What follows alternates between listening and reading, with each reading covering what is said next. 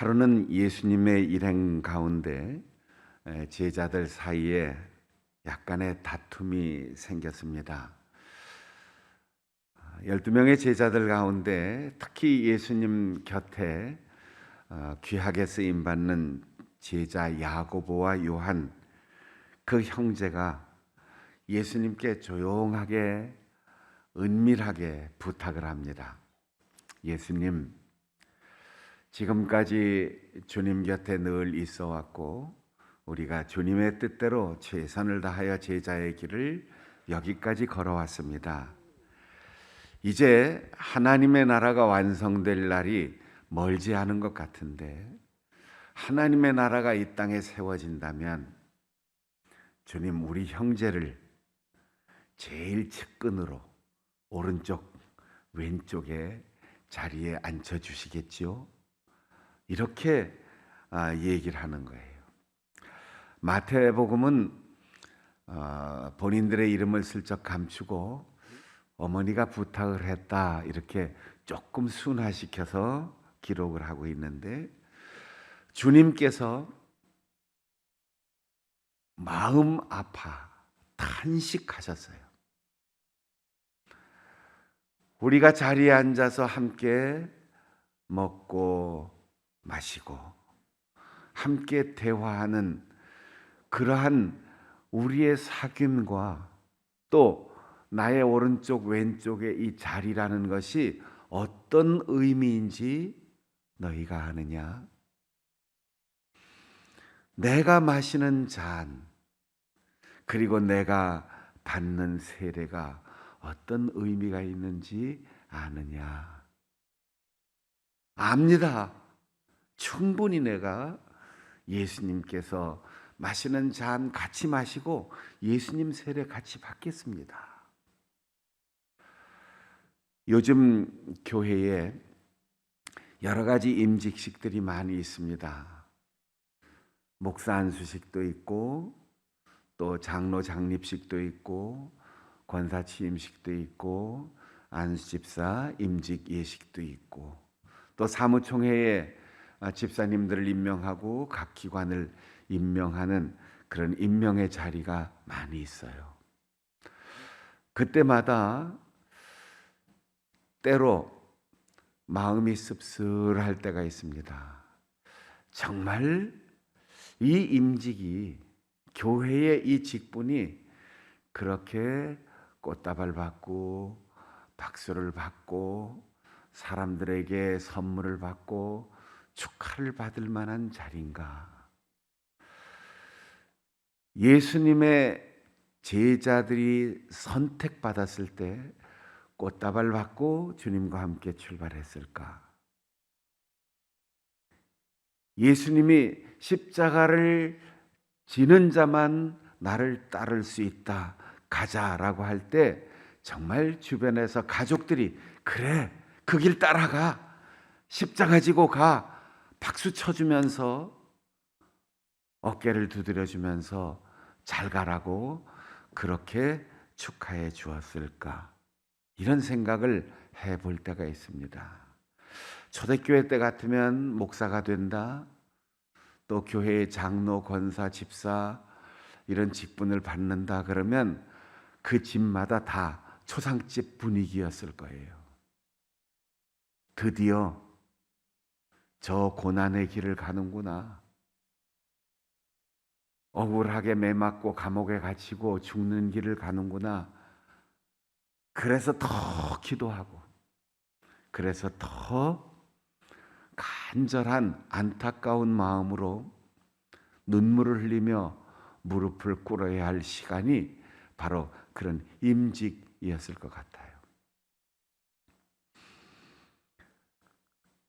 지금 90이 넘은 제가 오래전에 목회한 교회의 장로님 한 분이 가끔 저한테 전화를 합니다.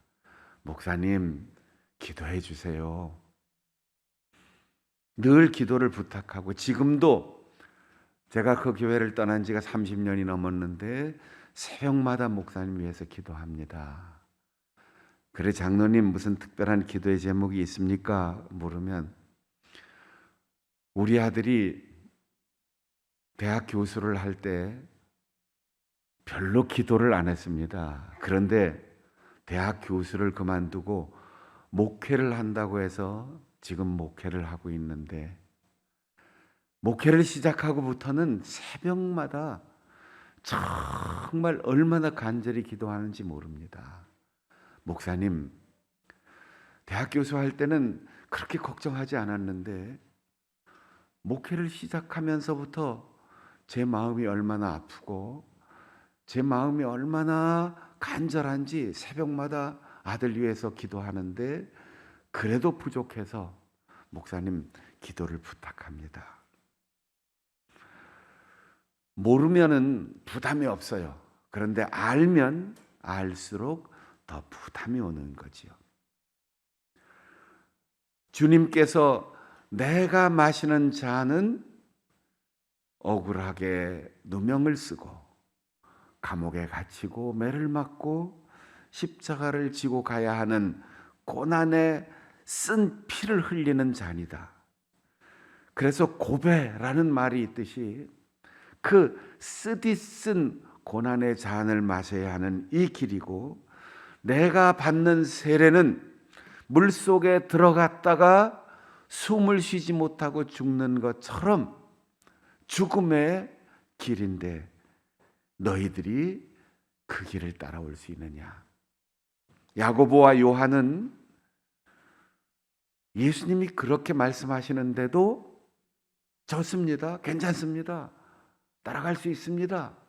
지금까지 주님이 기적을 일으키셔서 눈먼 이를 보게 하고 듣지 못하는 이를 듣게 하고 혀가 맺혀 있는 사람 풀어 말하게 하고 심지어 나병 환자를 고쳐주시고 죽은 자를 살리시는 기적을 보았으니, 주님이 이 땅에 다윗의 왕권을 회복하여 이스라엘 나라를 세우시면 우리가 적어도 국무총리나 장관 자리 하나 정도는 하겠지, 그런 생각으로 그 길 가겠습니다. 자기들이 무슨 말을 하는지도 몰랐을 거예요. 그러나 그들의 고백을 주님은 받으시고 탄식하시면서 내 길을 따라오겠다고 작정했으니 그래, 따라와라.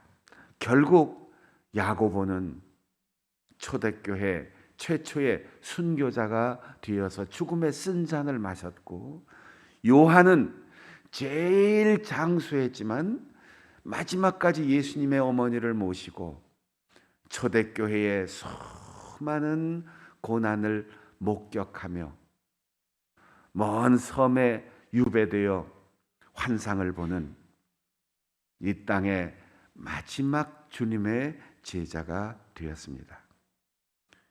이 일이 끝나고 제자들의 이 질문과 예수님의 대답이 끝나고 바로 이어지는 사건은 눈먼 자가 예수님이 지나간다는 소문을 듣고 다윗의 자손 예수여, 나를 불쌍히 여겨주시고 내 눈을 뜨게 해주소서라고 요청하는 거예요. 눈을 멀쩡히 뜨고 예수님을 매일매일 모시고 다니는 제자들도 예수님이 누구신지를 아직 깨닫지 못했어요. 그런데 눈먼 맹인이, 그것도 자기의 눈으로 그리고 자기의 감각으로 직접 예수님을 감지해 본 적이 없는, 귀만 열려서 예수님에 대한 소문만 들었던 사람이 예수님이 지나가신다라는 바람결의 소문만 듣고도 다윗의 자손 예수여, 나를 불쌍히 여기시고 고쳐주시옵소서라고 요청합니다. 누가 예수님을 더 정확하게 보았겠습니까? 눈먼 자가 보지 못하는 예수님을 눈뜬 자는 보지 못하였습니다. 맹인은 눈을 뜨지 못했어도 예수님이 누구인지 귀로 보았고 귀로 알았고 마음으로, 영혼으로 알았습니다. 그러나 건강하게 눈 뜨고 예수님 곁에 매일매일 같이 동행했던 제자들은 예수님이 어떤 분인지를 정확하게 알지 못했다는 겁니다. 오늘 히브리서 기자는 누가 제자인가, 누가 대제사장인가, 이 주제를 가지고 이야기하는데, 대제사장은 하나님과 사람 사이에서 중재자의 역할을 합니다. 백성들의 죄와 허물을 가지고 하나님께 제사의 제물을 올려드리고, 그 하나님께서 제물을 받으셨을 때 사죄의 은혜를 선포합니다. 죄를, 회개를, 소원을 제물로 올려드리고 용서와 평화와 축복을 백성들에게 선포하는 제사장. 그가 어떤 사람입니까? 완벽한 사람이 아니라고 했어요. 대제사장도 인간 가운데 하나님이 선택하신 사람이다. 그런데 왜 대제사장에게 제물을 맡기고 제사의 집례를 맡기는지, 그것이 의문일 수 있습니다. 더 완벽한 사람, 나보다 더 훌륭한 사람, 나보다 더 깨끗한 사람이 대제사장이 되어야 하지 않겠느냐, 이런 의문이 당연히 나올 수 있어요. 그러나 히브리서 기자는 이렇게 말합니다. 그도 연약한 한 인간인데, 그도 자기 자신의 죄를 먼저 회개하고 속죄한 다음 제사를 집례하는데, 자기가 연약한 인간이기 때문에, 자기도 실수가 있었기 때문에, 자기도 아픔이 있고 자기도 인간이 겪을 수 있는 모든 연약함과 고난을 다 겪어보았기 때문에, 죄 때문에, 연약함 때문에 아파하는 백성들의 심정을 그대로 알고 하나님께 올려드린다는 거예요. 완벽한 사람이기 때문에 제사장이 되는 것이 아니고, 세상의 고통과 아픔과 죄를 몰라서 제사장이 되는 것이 아니라, 그런 사람들 가운데 하나님이 뽑으시면 세상에 죄 짓고 허물이 생기고 실수하고 아파하는 사람들, 그 사람들의 마음을 공감하고 누구보다도 더 안타깝게 기도할 수 있는 사람이 된다는 거죠. 여러분, 아파 본 사람이 아픈 사람의 마음을 더 공감하는 거예요. 그래, 맞아. 나도 그때 그런 착각을 했어. 실수했어. 나도 그때 넘어졌었어. 나도 그 병을 알아봤어. 얼마나 아픈지. 공감할 수 있는 것은 경험한 사람이라야 한다는 거죠. 제가 아주 오래전에 지방에 있는 교회 부목사를 할 때예요. 처음으로 교회에서 승합차를 한 대 샀습니다. 그래서 자전거 타고 신방하다가 얼마나 좋은지 베스타 승합차를 몰고 열심히 신방하다가 그만 어느 장로님 댁 신방하고 나오던 골목길에서 새 차 옆구리가 시멘트 벽 귀퉁이에 쫙 긁혔어요. 아유, 큰일 났다. 이거 큰일 났다. 이 새 차를 이렇게 다치게 했으니 내 몸에 상처 난 것처럼 아팠어요. 그래서 그 차를 몰고 혼자 몰래 빨리 수리해다 놔야지. 그리고는 정비 공장으로 갔습니다. 정비 공장에 딱 들어가서 차를 맡기고 이렇게 나오는데 하필이면 거기서 재정부장 장로님을 딱 만난 거예요. 목사님 웬일이세요? 어떡합니까? 자수를 해야지. 장로님, 제가 신방하다가 차 옆에 접촉사고가 나서 상처가 제법 큰데 수리하러 왔습니다. 아우, 이런 이원도 따지는 아주 까다로운 장로님이었는데 제가 무서웠지요. 뭐라고 그럴 것 같아요. 장로님께서 아유, 얼른 수리하고 교회에 수리비 청구하세요. 저도 옛날에 저 울산에 승용차 가서 공장에서 직접 차를 사서 끌고 나오다가 바로 사고가 나서 다시 입고시킨 적이 있어요. 누구든 그럴 수 있지. 이렇게 얘기해 주니까 얼마나 마음이 편한지 모르겠어요. 평소에 장로님 참 까다롭고 좀 힘들다 이렇게 느꼈는데 그렇게 장로님이 다시 보일 수가 없는 거죠. 얼마나 편안한지. 그분도 내가 겪어봤어요. 나도 그런 사고가 있었어요. 하니까 마음이 참 편해졌어요. 예수님이 우리의 대제사장 되시고 이 땅에 오셔서 인간의 모습으로 우리와 같은 모든 아픔과 슬픔을 다 겪으셨습니다. 화나는 일도, 아픈 일도, 서러운 일도, 외로운 일도, 배신감에 몸 떨리는 그런 고통도 다 겪으셨습니다. 그러기 때문에 그는 우리의 슬픔을 아는 자요, 그는 우리의 아픔을 아는 자요, 그는 우리의 모든 형편을 다 아는 자로서 마땅히 우리를 중보하실 수 있다.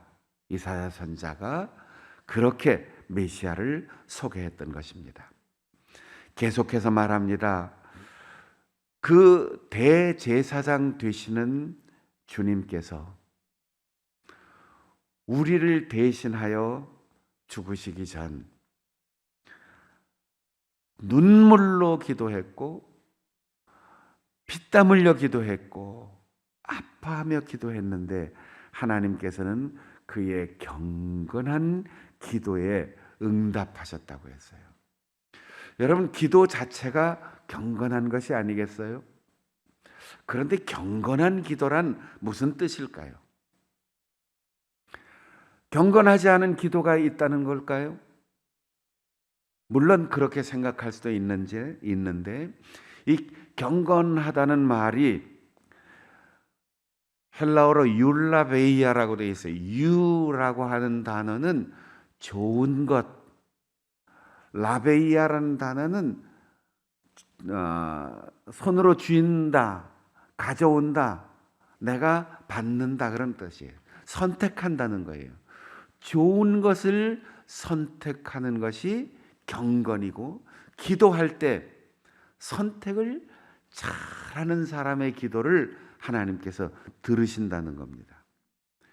이 말이 두려움, 경외 이렇게 우리말로는 번역이 돼요. 그래서 지금 경건한 기도라고 했는데 전에 성경에는 경외하는 기도를 들으셨다 이렇게 되어 있어요.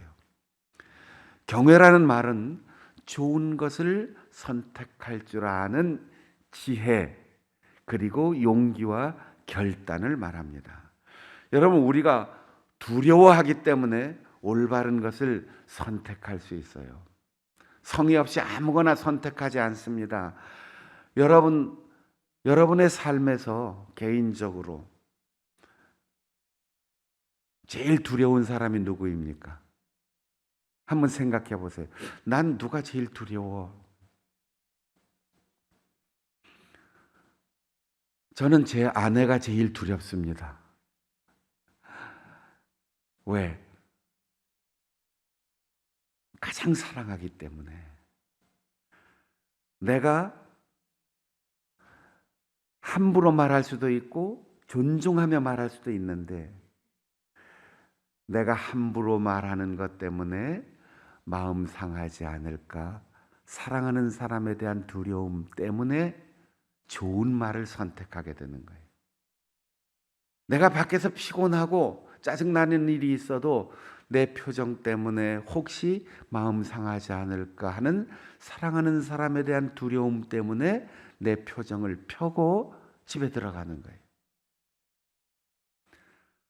음식을 먹을 때도 아이고 짜다 이 말 한마디를 선택해서 아내의 마음이 상할까 두려워하는 마음 때문에 간이 딱 맞네, 짭짤한 게 참 맛있어, 이 말을 선택하는 것이 두려움이에요.